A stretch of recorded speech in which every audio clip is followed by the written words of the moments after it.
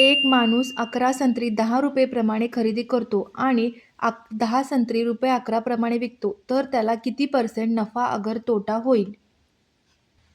अशा प्रकारची जेव्हा गणिते येतात त्यावेळी काय करायचं, इकडे खरेदी लिहून घ्यायचं, इथे लिहायचं विक्री, इथे लिहायचे तुमचे संत्री किती असतील ते, इथे लिहायचे रुपये.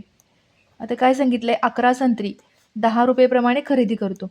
इथं खरेदी करतो त्यामुळे 10 रुपये आणि 10 संत्री 11 प्रमाणे विकतो. 10 संत्री 11 प्रमाणे विकतो. आता काय करायचं, आपल्याला माहीत नाही इथं नफा झालाय की तोटा झालाय.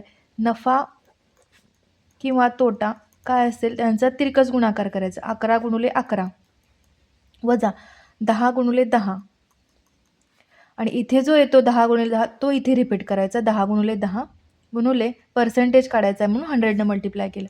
आता काय येईल, 121 वजा 100 डिवायडेड बाय 100 गुणुले 100. हे 100 100 कॅन्सल होईल. 21% काय होईल, नफा होईल.